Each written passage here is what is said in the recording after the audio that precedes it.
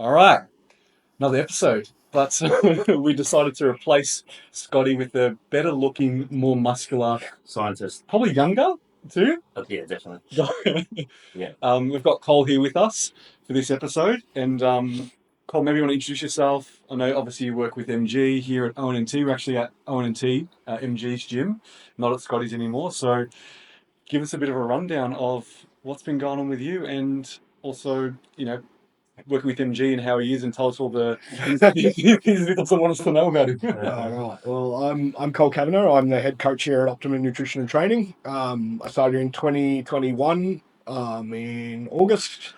And yeah, I suppose my qualifications is I'm a exercise scientist with a major of strength and conditioning. And I'm currently doing my Masters of Applied Sports Science with a graduate certificate in human nutrition with an emphasis in sport nutrition. It's a mouthful. So you're very smart. I'm just Scotty from Timu is probably the comparison. Scotty from Timu. But yeah, so that's kind of my background is exercise science. I have a competitive background in the INBA in 2015 and 2016, and then I competed in the IFBB in last year's 24. Yep. Little 8-year hiatus. Yeah, 8-year hiatus. Yeah, We're on about 400 tissues. But yeah, I suppose that's kind of like my background, and I've been fortunate enough to work with Michael here for since 2021, so about 4 or 5 years now. Yeah. Yeah, I suppose that's my background. That would have been really interesting coming out of COVID, pretty much. So you pretty much came on board when COVID kind of ended 2020. I had the last lockdown. Right? Last lockdown. My first day was right before the final lockdown. Yeah, wow. So, because obviously during COVID, you switched and you went to, everything was in a park. I remember, like you were having everything in the car. And It was a nightmare. It was crazy, I remember. So I was literally filling up Meaves Mazda 3 boot with barbells, dumbbells, kettlebells, going from park to park to park. Remember. And only certain parks have certain people, depending. It was craziness. So then you missed all of that, Cole. I think, I wasn't doing the parks. We came back when we were allowed. Because I remember this. It was that they call it like that winter where it's just torrential rain. I can't remember what the technical name is. Hell, yeah. Yeah, hell, yeah. So I remember me and Mick, my first shifts were like, running PTs out there, and it was like torrential rain. So me and Mick would always be like carrying in this gazebo, like being drenched in the rain and stuff. Yeah, we had a marquee, right? So what we did is we got all the rubber mats, not all of them, but we took the whole heap of rubber mats and we laid them in the driveway of the gym. Then we had two marquees. Yeah. The only issue with these marquees are that they're not marquees that were built for the weather we were getting at the time. So what would happen is water would pool in like pockets of it. And if somebody was doing like an overhead barbell press or something and the plate touched that little pocket, and if you were standing there, you cocked it. And it happened a lot, man. We grinded through that COVID, man. And we came out the other side better because of it, but it was real good. Because that's right, they had the outdoor numbers, the indoor numbers, so you decided to do everything outdoors. Yeah. There was no indoor at that point. Yeah, so you just moved all your equipment outside the front of the driveway. I would roll out the leg extension machine. I would roll out whatever I could. I'd get it outside and you build our cable machine just at the doorway there. Yeah, we had the cable machine. You open the roller door, the cable machine was touching the roller door. So the cable machine was inside, but if you had to use it, you had to stand outside. Far out. Yeah. It feels like a lifetime ago, but it really wasn't that long ago, was it? Yeah, and I got very, very good at being creative with how to use a band in ways you couldn't imagine. I've tied bands to things that you wouldn't even think were tied. I mean, I reckon I used Kole a couple of times. just his arm. Yeah. To do a tricep. So then, prior to ONT, were you working as a PT? Yeah, so it wasn't like direct PT work. So I come from I was living in the eastern suburbs. So we did a few for like private body corp gyms. Yeah. So I'd write like programs, but it wasn't like, active clientele that were like paying me per se. It was like we'd look after a facility that would like have a pool, a gym. And if the people that paid for the body corp estate wanted a program, they obviously got to book in with one of the PTs. Okay, makes sense. And then once that ended and I was in Mernda, I worked a little bit as a membership consultant for an Anytime Fitness, and then again lost that because we had the thing that was just before last lockdown, and then obviously there was an advertisement for a gym in Preston, like Where's Preston, because I had no idea about the northern suburbs, and then I applied for the job, had the interview, and got the job. So okay, awesome. Yeah. It's really interesting. Well, we actually got a question. Do you think that competing helps with your PT career? There's probably multiple aspects to that. One is maybe visibility of you on social media presence, but also what you learn from it.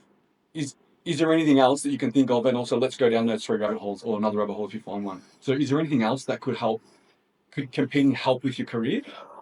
From my experience, I think just even like after my return, I obviously walking the walks, I think a big thing, and I'm glad that I'm back as an active competitor. I would say that I think sometimes there's probably a bit too much emphasis on competing, because one thing I've probably even personally learned from my mentor over here is it's also a people business, so you got to be also understand, like, I'm very big on like coaching philosophy, and like, my purpose is a coach, and that means I'm a leader. So I think that's a big thing, is like everyone kind of looks at the craft not in like, I love this, but per se as in like, oh, this looks easy, or this looks like a chill profession. Just more or less like, truly love what you do, and just like do it to actually help people, and then obviously do it in the sense that you're a leader, so you're trying to help people. And then I found that's how I've kind of naturally grown into the career path that I've been lucky to achieve after, wanting to do this since I'm 13 years old.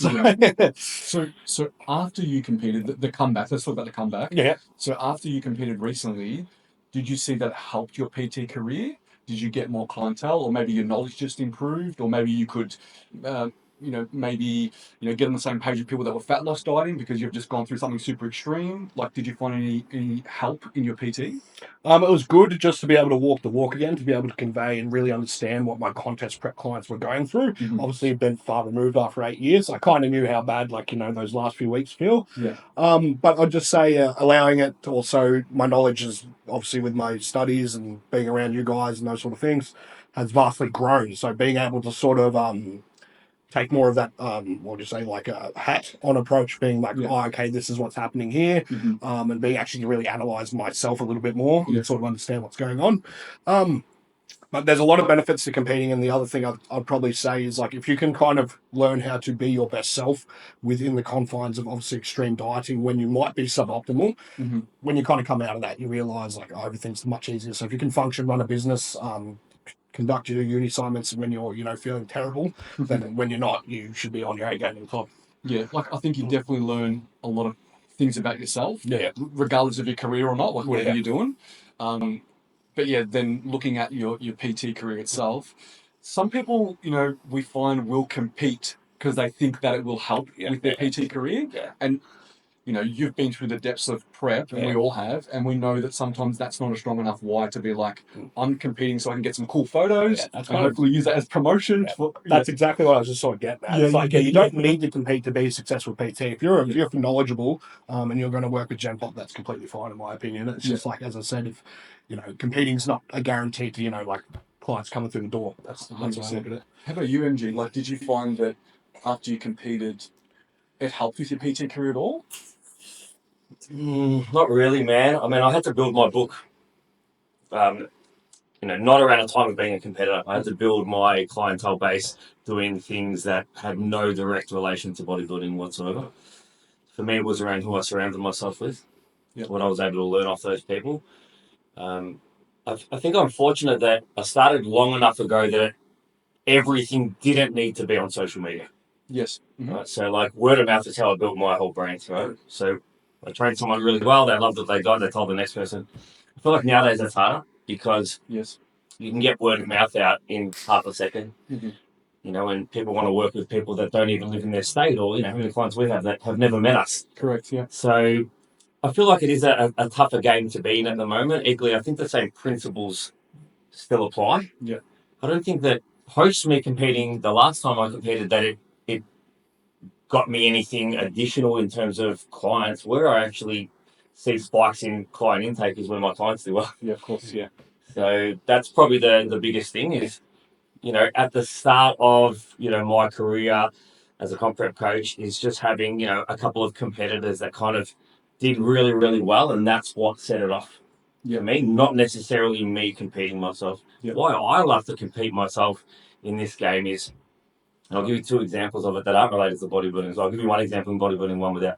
Being able to understand truly what somebody is feeling like, and asking somebody to do something that I have done myself many times, I can do that very, very easily. You know, and I have understanding as to where their head's at, what they're going through, what it feels like to be in the depths of energy deprivation, what it feels like to be irritable, when your sleep is affected, when you can't cognitively make a good decision that's to 99% of other people would be made in 2 seconds. Mhm. So it's important to understand that. But it's the same as for me now being a parent and having a better understanding of what some of my mum and dad clients go through when they check in and say, shit, night sleep.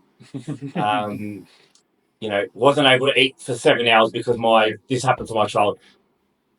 Before, I was understanding, and I'm an empathetic person, but not to the degree that I am now. Of course, yeah. Where there's some days that, you know, I wake up 3 or 4 times a night because of the baby, or, you know, I have to skip meals because the priority is to get her food done first.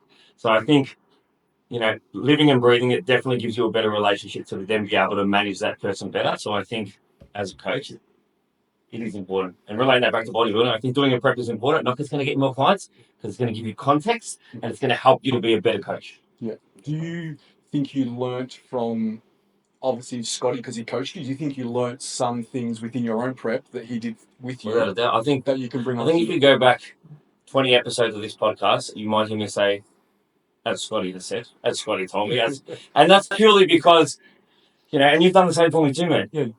I've got no ego. I don't need to pretend I came up with everything or I know everything. I learned it from people. I said it at the start of this. My wife gave me so much as well. Mhm. But I also don't want, you know, you or Scotty or anyone to think that I'm ever taking credit for anything, because I don't need that. I didn't come up with it, but I'm smart enough to employ it. I'm smart enough to use it, and I'm smart enough to know what's right and implement that in my own business and brand and with my own clients. And that's why I feel like, you know, I've been able to continue to progress as a coach. So it sounds like if you were to give some PTs advice that want to do comp, because I think it's going to bring more clients, it's more so doing a comp is not about the social credit. It's actually about learning so much about the process, about yourself, For sure. and also from the coach that's coaching you, Yeah. that you can then pass on to clients so you can be a better coach, which then will increase word of mouth, results, and then Without a that's doubt. what will snowball it. So Yeah. if you're thinking about competing and you are a PT, don't think about your photos on social media is going to grow your business as much as you being able to pass on what you learn to your clients, and they'll get good results, and therefore that will create word of mouth, and that will create more business. Yeah. So I think like you would get more value as a coach from doing a prep and doing some social media stuff on the journey and what you're feeling on the way through and the things you're loving and hating and putting that out there versus just your photos at the end. You're correct. Yeah, 100%. I know for me, it didn't really change my whether I got more clients or not, because again, I just coach all females, and you know, I'm not going to inspire a female by looking at my physique and be like, oh, I want to be like Michael, because I don't, right? It was more so what I learned during that journey. Yeah. And also, I think, and you know this, because we've spoken about it so many times, is going through the process again after so many years of not going through it. There's so many little tricks that I learned, and so many little things that I did that I didn't know that would work. Little sleep tricks, little like hunger Even things. eating. Your first prep Yeah. was salads the size of my freaking chest. Just a massive tuna salad bowl. So it doesn't like Correct. Yeah. like you just like low calorie, high protein, high volume. Yeah. Whereas this time around, you ate far more diversely. Correct. You were even having fruit just before bed. Like that's how much you'd learn in that time. Yeah. Like Correct. Yeah. probably when you did your first prep, carbs were probably still the enemy back then. Yeah. Well, that's exactly right. And even like little things like because my step count was really high in my prep, right? And obviously I'm still working, and when I work, I've got to sit down, right?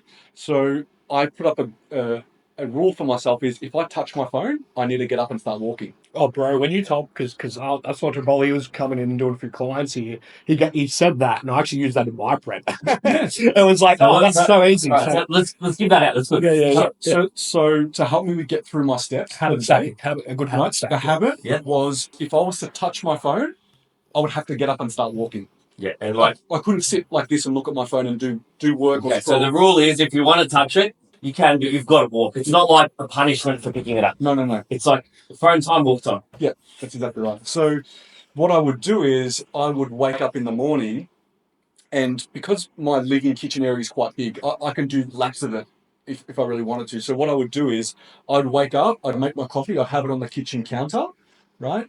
And then I'd get on my phone and I'd just do laps around like my table, through the living room, back around. And I would really clock up about 6,000 to 7,000 steps.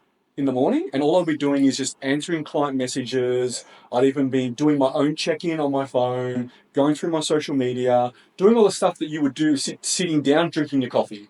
I would do that standing up, and every time I'd pass my coffee, I'll just give it a bit of a sit and just keep walking and just do that. And so the first, half an hour to hour of the morning, I hadn't even eaten yet, and I wasn't even hungry because I was stepping and drinking my coffee, stepping and drinking my coffee. Is that why even now you can not eat for a few hours in the Yeah, morning? even in the morning. I can get up and not eat. We go to the airport sometimes and I'm like, let's go eat. And you're like, no, I'm not ready yet. I'm not ready yet. Yeah. Exactly. Then you're not ready. We've got the 2 hours to go. Yeah. I'll get up there. And then also too is then later in the day when I have to get some more steps in, I'd be doing check-ins all day and I'd get all these responses, of course. So then I would actually go outside and I would voice record all my responses to the messages they sent me. And I would just do laps of the river or whatever, and I would just be talking into my phone, probably looking like a weirdo. Yeah, but that's what I was. That's effective. It works. So what I'm saying is, I would never have come up with that habit unless I'd gone through a prep. And it's a habit I passed on. Well, you Yeah, I was like, that's actually the habits that I passed on to other people. So yeah, I know we kind of went on a tangent, but that's the point. That was a direction I was just thinking about when we came up with that question there. So yeah, is there anything else you want to add on that before we move? No, let's move on to a question.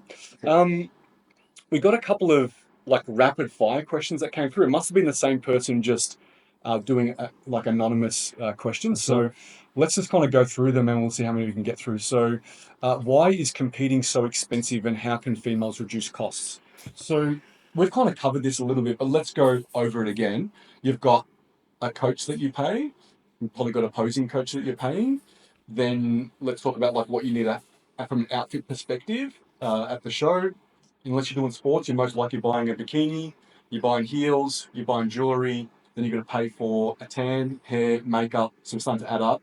Then you've got membership fee, you've got division fee.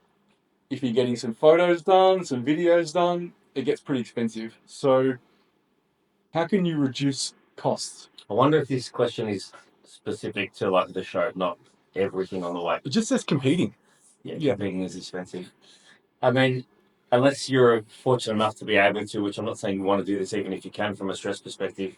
I've got competitors that do their own hair and makeup. Okay, yeah. We'll get a friend to do it that's not as expensive. But again, is that something that you want to do? I don't know. I've not had my hair done for a little while or my makeup. But I would imagine if it was me, knowing my personality, I probably wouldn't want to be doing it myself on the day of the show and add another level of stress. So maybe that's not a way that you can reduce costs.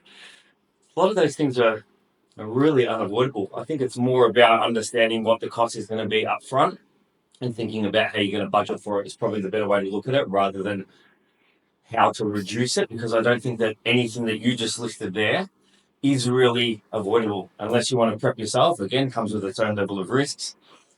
You can't not register with the federation. There's no show to do. You can't not get a tan. You need a posing coach. Sure, you can go to as many workshops. You can probably look at stuff online, or you probably try to work out your own posing. But eventually, you need a coach to take you through it. Yeah, particularly if you're somebody who's committing to a prep because you want to present your best physique on stage. Why are you going to skimp on parts that are important? Especially from a judging perspective. Yeah, 100%. You could maybe get a second hand or rent a bikini or your outfit, whatever. Shoes you could probably get second hand too if you really, really wanted to. That jewelry you can get really, really cheap as well. Yeah, it is just an expensive sport. It's kind of like what would you say, like rich people sport, like golf, right? Car racing. Car racing. It's going to cost money. You know what I mean? So it's unfortunately it is expensive, but it's a part of the sport. It's almost like you got to embrace that part of it. Yeah, 100%. It's moral of the story. Any guys that are listening, guys are lucky. You got if you're a female, bikini athlete who does 3 shows. It's a lot. Gets your hair, tan, and makeup done each time. Yeah. The cost versus being a male physique competitor who's got to buy a $40 pair of watch. Yeah, well, isn't bikinis can be up to $800? Yes. Do you know how much my togs are? $50. Yeah. So there's a bit of a difference there. Yeah. And that's one of the reasons why at NBA we try to incentivize people to do more than one show. Yeah. And get the most out of one federation membership instead of buying multiple federation memberships. You buy one, but you do multiple shows in that one. We make it cheaper to do more shows. And we make it cheaper because we give them free rego for their second show. So that's one of the reasons, because it is so expensive. Now, we touched on posing, and there was a question down here. Here it is. What's more important, the physique or posing? if a competitor has a physique but average posing, would it affect their placing? And does extra flair in posing really matter or not? So there's a lot of posing related ones. Now, as we said, posing is really, really important. Having a posing coach or getting some lessons or going to multiple workshops is really, really important. I know we spoke about this like a few episodes ago. Yeah, I think what we said there was never forget it's a physique sport. Mm-hmm. However, touching on what I said before, if you're going to go through this whole journey, presenting that physique could be the difference in a placing for sure. So, like, you know, two athletes that have very similar physiques, one's a great poser, and all a great poser means is somebody, it's not necessarily all just about the flair, it's about your ability to present your muscles to the judges in a way that stands out and makes you look your best. So, again, the best poser with the worst physique probably can't win a show, you know. On the other hand, you know, can the best physique with being a terrible poser win a show? I don't think so. I also think that you need to have a good balance of both. If you really want to make sure that, you know, you're solidifying your position as a top level athlete, have a great physique and make sure you're a great poser, and then you take all that risk away. Yeah, definitely. Yeah, and I think it all comes down to, for most people, underestimating how hard posing is. Yes. Not allowing enough time to practice. Yep.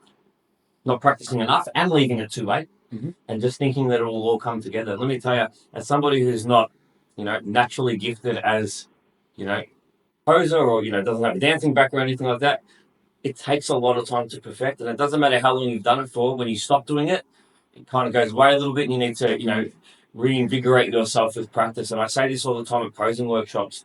When you stand on stage, whether it's your first comp or your 10th comp, and you walk out, you're backstage, you've been prepping for 6 months, you're excited, the adrenaline's pumping through, you've just had a pump up, you've got caffeine in you, your veins are popping out, you're so excited. I call out your name on stage, you walk out, one of your family members yells your name, all that's happening at once. You are going to revert to what your baseline level of training is. That's what you're going to revert to, because there's so much going on. You're going to autopilot because your body's just pumping with adrenaline. That baseline level of training needs to be fucking up here. Yeah. Does. So don't leave it to chance. Make your baseline level of training so high that you could do it in autopilot. Simple as it. Yeah. How about you, Kole? Posing for your last show. Yeah, maybe like for open bodybuilding. Bodybuilding, that's tough. There's a lot of poses, and you're squeezing and tensing and. Yeah, I'd even say the big common one I find with bodybuilders or male divisions is presentation is important. So like what we're all saying, it's a big part of it. Like the difference is you want to get the judge's eyes, right? So yeah, a bit of flair is going to make you stand out. Even just smiling, that's always one that I always try to go through when I'm sort of going through some male with some of my boys about posing. Is even just giving a smile, like granted, especially when we're doing like most muscular poses or the muscularity poses, smile. Because it draws people's eyes to you, right? Just making sure that 100% is like, because you go from contracting everything all at once. It's definitely a skill that you need to start to manage, especially as you go down throughout a prep. As your mechanics kind of change with your body, you'll kind of learn different cues, because like off-season Kole poses differently to contest prep Kole because he's significantly heavier. So it's a bit harder to like externally rotate anymore and those sort of things. But when I lose a bit of weight, I can sort of put my elbow back, flare my lat a little bit. I have to scratch Cole's back for him. Yeah. I know why I laugh this. But do you just stick stuff on your little tracks? All the Like, as I said, fundamentally, guys, I think what's a good analogy I remember hearing? It was like, if you want to imagine it like a university degree or your graduation diploma from high school, right? Posing is walking up and grabbing that, so you don't want to like stumble on the stage, right? So it's like you've done all the work, you're graduating, right? Walking up. That's a good one. Yeah. So you want to think of it like, oh, okay, so now I can shake this hand and look good in my suit or whatever, and then walk on. Don't be the one who thumbs his degree. That's a really like one thing that I really thought about when we had the workshops over the weekend, because we went to New South Wales, Posing Queens, and then we went to WA, was the importance of especially first timers going to workshops. Because we saw, and that's fine, they're nervous, it's perfectly fine, but it's daunting posing in front of other people in a group, and everyone's watching you. And absolutely. Trust me, your family and friends, more people that are more important to you, and you care about what they probably think about you a little bit more than just a stranger. But it's really important, and sometimes nerves can get the better of you. And we saw some girls there that, or even guys, that maybe fumbled a little bit, or you could see they were shaking a little bit because they were just nervous. Yeah. So you want to make sure that you practice being in those conditions as much as Yeah, possible. one of the things. Yeah, there you go. So yeah, 100%. Like, because even when I look at how the sport's evolved, which it's like, I've been following it, and to have access to free posing is an amazing thing. Like, Oh, yeah. I was blessed that my first coach was an IFBB pro, so I got a good amount of posing experience through him. But there was no workshops back in my day. Yeah. So everything you had to do was either you found someone who was like your coach who had some posing knowledge, but the fact that those resources are offered to people should really take advantage of them. Like, to go there. Even though you said you might be nervous, but to actually stand in a lineup, you don't really get that. Even then, I competed with my stepbrother and my best mate, so we got to pretend that we were in a line. So not a lot of other people get to really do that during that experience, right? So it's a pivotal thing. Like, take advantage of the workshops because they're free, and you get that experience, and it's like, it's good training wheels before the big day. Yeah, definitely. Yes. Yeah, one of the things that someone said to me on Saturday was, I pose every day, but I am so nervous today. And I was like, see, even someone who literally is a good poser, because I've seen these competitors' videos online, poses really well on their own, was beyond nervous at the New South Wales workshop that you and I went to. So that was their first experience in a group. Yeah. But sure enough, you're going to be in a big group, and the crowd's going to be a hell of a lot bigger than 16, 20 people. So 100%. So this weekend you've got Nat Kidney's in Victoria here. I've got SA on Sunday. So anyone that's in those states definitely come down. Even if you're not competing this season, just come down. They're free workshops. So. Especially SA, it's the last one we're doing for the season before the show. And Stewie's coming too, so head judge. If you want to show me your physique, ask him any questions, he's going to be there. So that's awesome. SA people definitely come to this Sunday. All right. We actually had a question. Would you consider adding Best Poser Award or an Inspiring Story / Hero Award to NBA? Yep. Yeah, we've kind of spoken about, we won't say what they are, but we keep in-house at the moment, but we have spoken about different types of awards that, is just outside the placings. But I think the thing that we've kind of tried to bounce around is who judges that award. Yeah, we've got to get it right. We've got to get it right, yeah. We've got to get that right. And, this one here says Inspiring Story or Hero Award. I haven't thought about that one. Yeah, but again, that one there, it's like, how do we judge it? And, what kind of information do we need to judge it as well? So it'll be interesting. But yeah, I'm all for. Oh, I'm a sucker for a good story, man. Oh, of course, yeah. My level of emotion, but I think with that one, and I've actually thought about this before, is like, this is how I see it working. Give me feedback, everyone that's listening, what do you think? Is like, you can nominate someone on our website that you think would be worthy of this award because of a story and their relationship to bodybuilding. So we might get 5 or 6 nominations. Yep. So it's not like someone that is necessarily competing at the show. It's just somebody who's in the sport, who has an incredible story, and then the directors would pick. So hang on, are they competing? Are they a competitor in the actual show? Or no, they can be competing or have competed in the past. Okay. And they get nominated by someone else who knows their story and nominates them. Okay. Well, you could nominate yourself, I suppose. It doesn't really matter. But okay, interesting. All right, yeah. But so yeah, whoever asked this week, we'll definitely think about it. Okay. How can you have fun on a journey when it gets tough? Let's ask Kole, because we kind of spoke about this one in another potty. So having fun when it gets tough. That's a part of the journey, I guess. Yeah. I don't know how to get too philosophical with this, but that's kind of a part of it. How to have fun. I think if we're talking about in contest prep scenario, when it gets tough, yeah. Yeah, I think the biggest power that I found, especially my last prep, and I remind even my athletes when they start to feel the grind a bit, is that this sport is also self-inflicted. And you made the decision, and there's a lot of power when you realize, I made the decision to do this. I don't have to do this. I think that's a really good self-cue. It's like, then I'm going to own this. That's the way I sort of look at it. So when it gets hard, just reaffirm, why are you doing this? And why is it important to you? Especially when it gets tough, because everyone's going to have those days. But even then, Mick and I have kind of the same cue. Even let's just say the hunger's on us. We both kind of have the same cue where it's like, I'm feeling very ravenous and irritable today. I'm losing fat. so getting shredded. I'm getting shredded. Yeah. So you know what? I promise it works. I promise it works. In my head, anyway. When I feel I'm like, You put a bit of a sadistic smile on your face. Yeah. It's like I call it like a negative positive feedback loop, because I have another one kind of like that hunger one where it's like, oh, I'm really dragging my feet today to train. It's like, oh, but when I do that, I have the best sessions. So now every time I think I'm going to have a bad session, I have a good session. Yeah. Or saying like, if I'm really starving, it means like, oh, I'm going to have a light weigh-in tomorrow. So it's like it all goes back into each other. It's like positive, negative feedback loop. Yeah. I think we spoke about this last time. It's like sometimes the toughest things about prep are the funnest things about prep, believe it or not.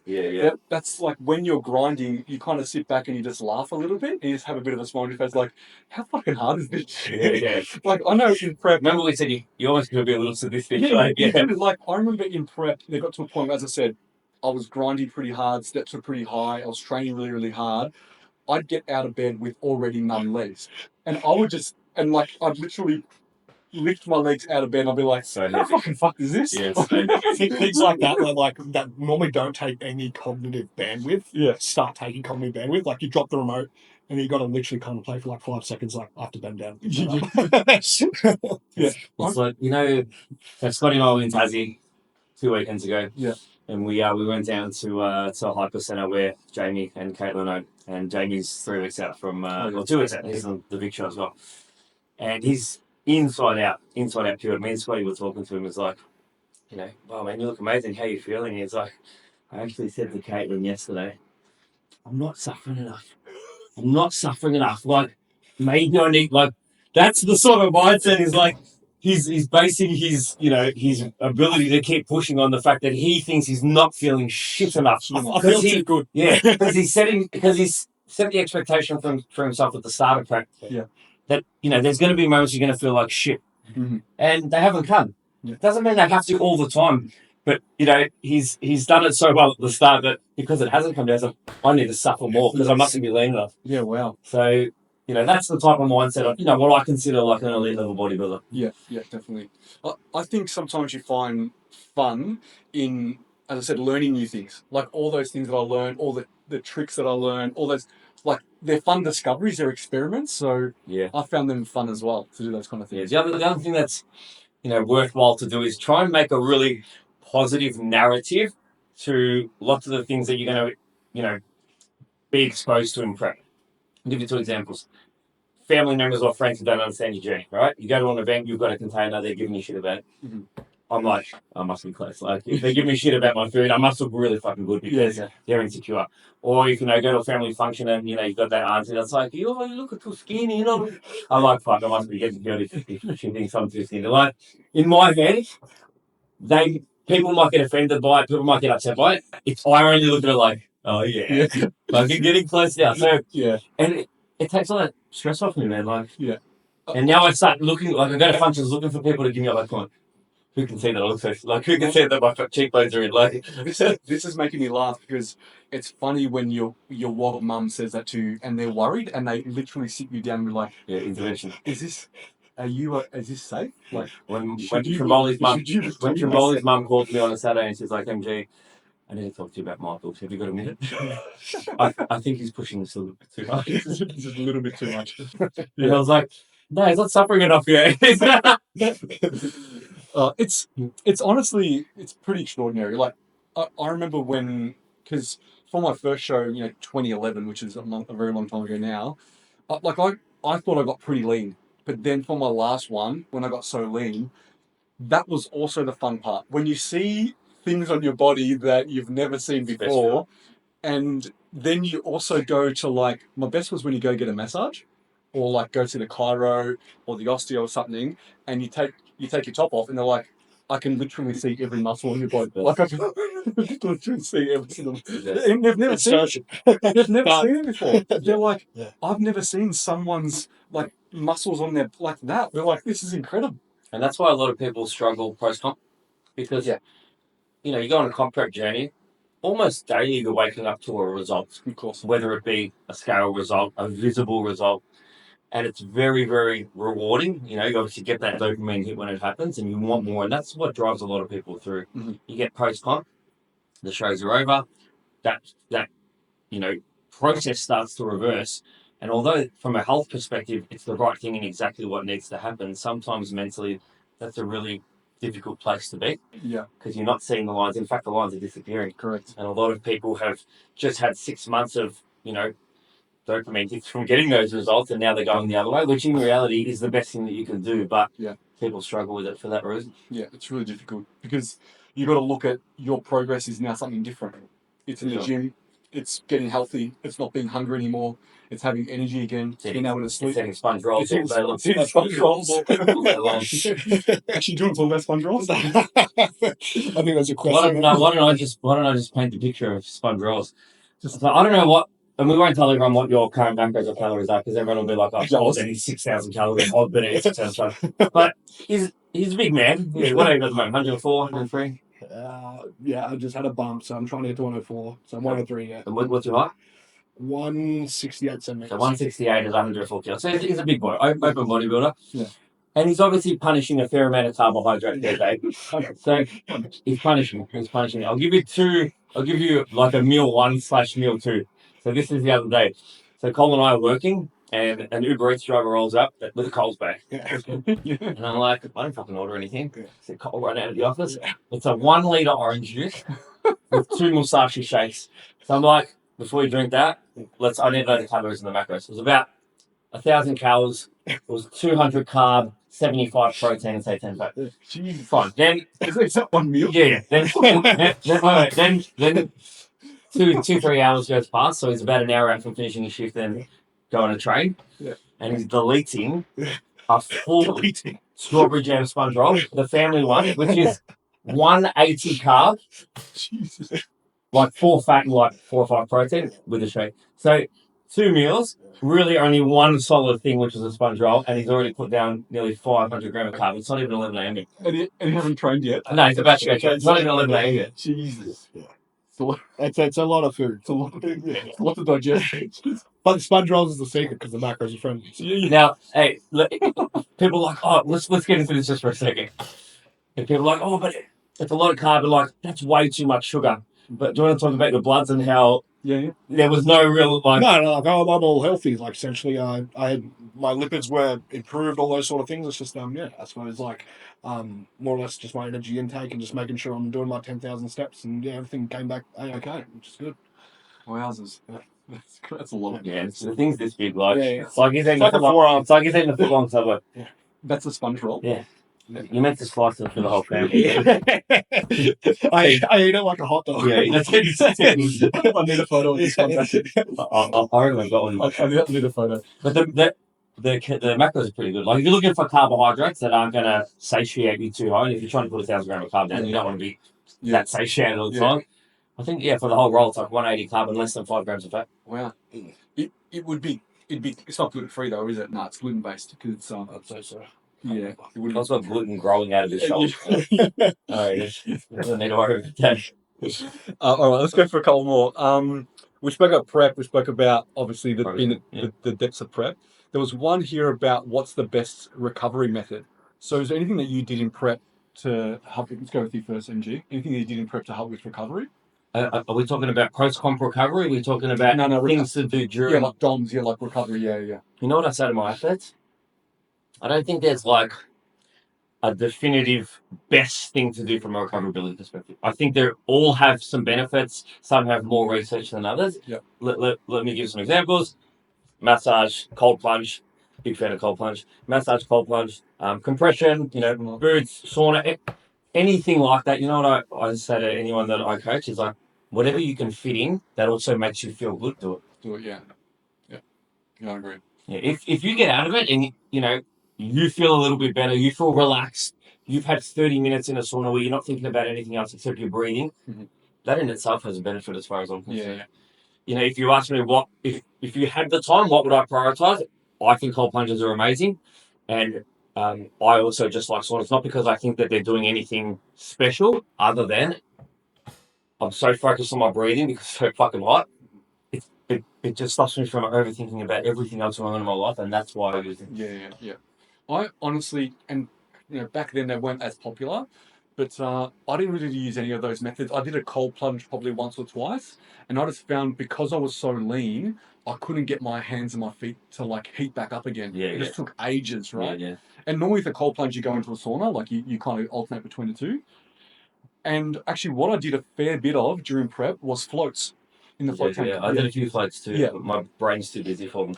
Well, I found that the first time I ever did a float, my brain was too busy. The second onwards, I full fell asleep. Cool. And because I found the best for recovery, and it's just going to sound funny, was sleep, right? Obviously. Of course, yeah. And the float would just allowed more time to sleep and rest. That's all it was. So for me, it was about just resting, just lying down and resting and just chilling out. That's helped with my recovery the most. Have you ever done any of those? No, but I can go like red pill, blue pill, because this is a topic that we cover in my degree. So what you're saying is like passive recovery, like sleep is just those sort of modalities where you do nothing and just completely rest and sleep. They're completely they're the best. Yeah. Anything else on top of that's kind of like sugar on the cake. But even like what MG said, the main priority is if it relaxes you, if it gets that's what we call the parasympathetic, so relaxation. Part of your nervous system going, that is the priority, right? Mm-hmm. So that's when I say about a red pill and blue pill, because what Michael said is pretty much correct. A lot of the modalities have inconclusive evidence that we don't 100% know, or even there's a few things that actually hinder sort of recovery. But yeah, if it relaxes you, do it. Yeah. That's the real main thing. Like I'd probably say for me, and from what I see from the literature, I like heat.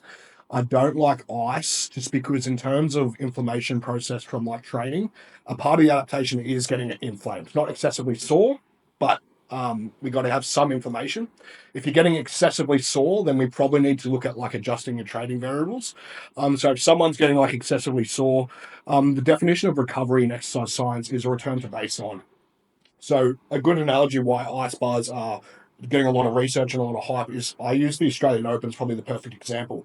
If you got someone like Sinner who needs to be back to baseline, obviously after like an event, he needs to jump back in an ice bath so he can get back there. But say if we're training to super compensate, be better, we need to have those sort of intense sessions where there is that sort of again, I'm not saying you train for soreness, but that super compensation effect.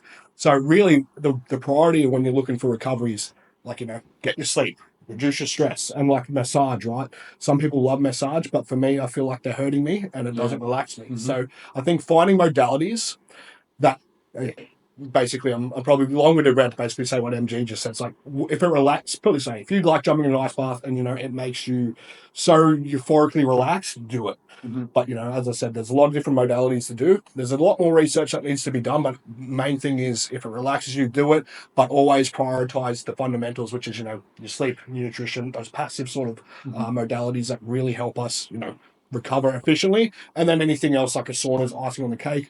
I think sauna has a lot of efficacy in terms of like lowering blood pressure. So I'd probably, if you wanted my scientific answer, I'd be like, I prefer heat at this point because it improves blood flow as well. For hypertrophy, for bodybuilders anyway, not ice plunging straight after your session just because it might inhibit that adaptation. So we want to obviously make our gains. So yeah. One scientist out, another scientist out. A couple of things you mentioned. One is, whenever I got a massage during prep, it would be just a relaxation. I'd be like just soft. I just want to relax. That's it. Because I felt like if I went there to get like a deep tissue, it's like a workout. It's like I'm stressed the whole time. It was not relaxing. Actually, I found that when I went to Queensland at the end of my prep, they were the best massages because I was out of my environment, so I didn't have much noise. I'd go to get a massage and I'd just fall asleep. They'd just like waking me up at the end of it. And it was the best massages I ever had because it was just that's relaxation, just chill, had not a thought in my mind and just relaxing.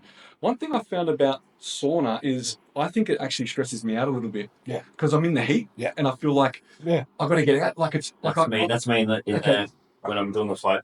Oh, is it? I've got my slime here in water. That's so many things I got to be doing. Like, whereas the sauna, because probably the same reason, there is that stress that if I'm not breathing right, so I'm so focused on just taking slow, deep breaths that I switch off everything else. But the float, I'm like, 45 minutes of water. I guess because I find pools very relaxing. Like jumping in a pool or going in the ocean, I find just super relaxing. So that's probably why the float. That's like individuality, right? Yeah, That's the beauty of it. Like I said, it's always going to be hard to get perfect research, but like, as I said, you're literally two opposing. Yeah. If I chuck, sorry, what did you say? So if I chuck you in a sauna, you're going to be stressing out. If I chuck Michael in a sauna, he's going to be relaxed as. Yeah. That's kind of like, find your modality which works for you, Then the last thing is with cold plunge. Like, I don't have anything Did against you say it. cold plunge? Cold Cold plunge? plunge. The last thing with cold plunge is we stuff it up. Is from a prescribing it to a client perspective, I find it can be inefficient with their time because they're not allowed, they can't do it after a workout. You can do it before, but normally you want to kind of be warm going into a workout. So therefore it means that you've got to separate it. So you've probably got to go find time in your day to go back somewhere to go get it done. I only liked it late at night, like as close to bedtime as possible. Yeah. And that's because I like to be cold when I get under the sheets. Correct. But like from a time in your day, if you're going to get shit done, and then you're adding a drive to a place to get a cold plunge and a drive back when maybe they've got to be doing cardio or steps. It's like this is my thing. Like, and I'm not trying to hang too much on cold plunging, but the other thing why I think it makes people feel good, right, is because it's I said there's got the parasympathetic nervous system response, that relaxation. Yeah. And I think what happens is when people jump into a cold plunge, right, they get the sympathetic, they get the opposite adrenaline. So they're like, I feel amazing. Yes. But technically, it's the other energy. It's the other sort of activation, right? It's like, oh my god, I'm ready to go. Technically, that's a stressor. Yes. That's kind of my other way of looking at it. It's like, so I'm going to jump into something that, although it may, that adrenaline spike may make you feel like amazing and euphoric, it's kind of turning on the other system that I'm just like, I don't really want that. I'd rather you sleep. Well, that's a good point, right? Yeah. So, like, we can go down the rabbit hole, to be honest, because when I go into a cold plunge, I feel that it's stressing my body, but it's relaxing my mind because I have to concentrate. Yeah. So all the mess just goes out of my head, right? Okay. So, in other words, it's a de-stress from my mind, but a stress from my body. But then when I get out, then it feels like more of a de-stress overall. Like I feel good and I feel relaxed. Does that kind of make sense? Yeah. But when I'm in it, physically, I'm like, my fucking hands are freezing. But I can't think of anything else but not dying. So therefore, that relaxes because all the mess of everything I need to think about is gone. So I'm complicated. Yeah. I'm complicated. Yeah. You'll find me in a sauna. That's where you'll find me. That was a 15-minute way of us telling you whatever works for you. Whatever works for you. So sorry. But I'm really quite your body builders talk about. All right, I think we're going to leave it there. That was good. Recovery. That was a good chat. Thanks for joining us today, Kole. Appreciate it. Yeah, also, just a heads up, Cole's one of our coaches as well for TMG. So, if you're a bodybuilder out there, female competitors, Cole coaches more females as well, to be honest. But if you're a open bodybuilder or a classic physique guy, definitely hit Cole up because he's just about to take in a new batch of athletes. So. A new batch of sponge rolls. And you will get sponge rolls in your meal plans. Every sponge roll with a sign-up. There will be a disclaimer about type 2 diabetes. Thanks, guys. Yeah.